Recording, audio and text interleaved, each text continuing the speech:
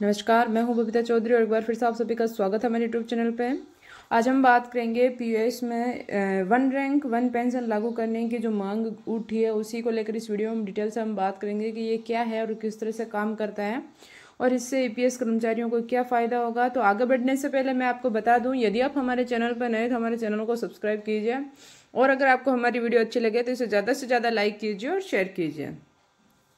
EPS 95 योजना के pension भोगी न्यूनतम पेंशन को 1,000 रुपये से बढ़ाकर 7500 रुपये करने की मांग कर रहे हैं। उन्होंने पीएम मोदी का ध्यान आकर्षित करने के लिए सोशल मीडिया और पत्रों के माध्यम से आवाज़ उठाई, साथ ही समान रैंक समान पेंशन की मांग की और इसे लेकर पहले भी ईपीएस पेंशन भोगियों ने आंदोलन किए थे और उन्हें कठोर आश्वासन दिया गया, लेकिन अब तक उस आश्वासन पर कोई अमल नहीं किया गया। तो ये फिर से अपनी मांग को मजबूत कर रहे हैं।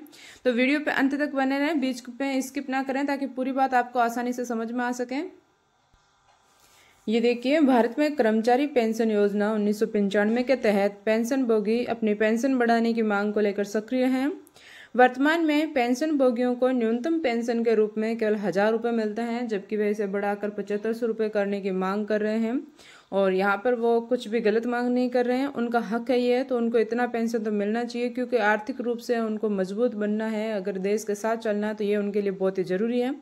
इस मुद्दे पर प्रधानमंत्री नरेंद्र मोदी का ध्यान आकर्षित करने के लिए पेंशन भोगी विभिन्न प्लेटफॉर्म पर आवाज़ उठा रहे हैं। सोशल मीडिया हो गया, ईपीएफओ से न्यूनतम पेंशन में वृद्धि की मांग पिछले कई वर्षों से हो रही है। केंद्रीय श्रम और रोजगार मंत्री मनसुख मांडविया व वित्त मंत्री निर्मला सीतारमण के सामने भी ये मुद्दा उठाने की तैयारी की जा रही है। पेंशन भोगी समान रैंक समान पेंशन की तर्ज पर पब्लिक सेक्टर यूनिट्स में भी ये नीति लागू करने की बात कर रहे हैं और ये नीति लागू होनी भी चाहिए।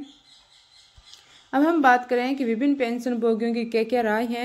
तो पेंशन भोगियों ने सोशल मीडिया पर अपनी नाराजगी और अपना सुझाव साझा किया है। आनंद राव पाटिल ने कहा कि जब तक प्रधानमंत्री मोदी सत्ता में है तब तक पेंशन में वृद्धि नहीं होगी। उनका मानना है कि सरकार पेंशन भोगियों को अनदेखा कर रही है।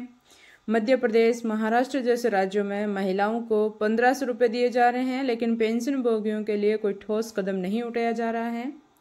और सीधे प्रधानमंत्री को पत्र लिखने का सुझाव इन्होंने दिया है कि इससे क्या होगा कि हम अगर सीधे प्रधानमंत्री जी को पत्र लिखेंगे तो हो सकता है कि हमारी बात में कोई मजबूती आए। तो बता दें कि सीएस फुले ने पेंशन भोगियों को सुझाव दिया है कि वे सीधे प्रधानमंत्री जी को पत्र लिखें ताकि इस मुद्दे पर दबाव बनाया जा सके। उन्होंने कहा कि ईपीएस 95 पेंशन में संशोधन समय की सख्त जरूरत है। महादेव कुंबर व कौशल उपल ने भी इस बात पर सहमति जताई कि सीधे प्रधानमंत्री जी को पत्र लिखना अधिक प्रभावी हो सकता है और एक बार आपको यह भी ट्राई करना चाहिए। अब हम बात करें कि सरकार की प्राथमिकता पर सवाल। मदन शर्मा ने कहा है कि वर्तमान सरकार केवल सैनिकों के बारे में सोच रही है और अन्य पेंशन भोगियों की समस्याओं को नज़रअंदाज कर रही है। उन्होंने कहा कि सभी पेंशन भोगियों को एकजुट होकर इस मुद्दे पर समर्थन चाहिए व सरकार पर दबाव बनाना चाहिए।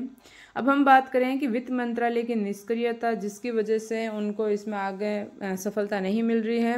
राम नरेश ने अपनी नाराजगी जताते हुए कहा कि वित्त मंत्रालय व भारत सरकार इस मुद्दे पर कोई निर्णय नहीं ले रही है। उन्होंने कहा कि लड़ाई जारी रहनी चाहिए और पेंशन भोगियों को उनके हक की पेंशन दिलाने के लिए संघर्ष करते रहना चाहिए। अब हम बात करें कि ईपीएस 95 पेंशन भोग की न्यूनतम पेंशन में वृद्धि की मांग वाजिब है। सरकार को इस पर गंभीरता से विचार करना चाहिए।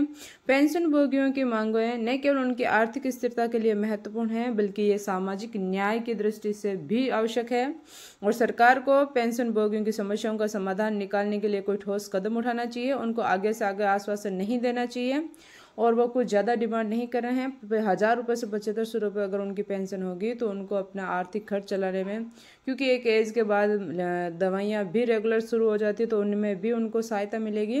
तो इस वीडियो को ज़्यादा से ज़्यादा लाइक कीजिए और शेयर कीजिए ताकि सभी कर्मचारियों को एकजुट होने में, आवाज़ उठाने में मदद मिल सकें। और हमारे चैनल इसी तरीके की और वीडियो देखने के लिए हमारे चैनल को सब्सक्राइब कीजिए और बेल आइकन को जरूर दबाएं ताकि आने वाली वीडियो का नोटिफिकेशन सबसे पहले आप तक पहुंचे। और वीडियो को ज़्यादा से ज़्यादा शेयर कीजिए और लाइक कीजिए। धन्यवाद।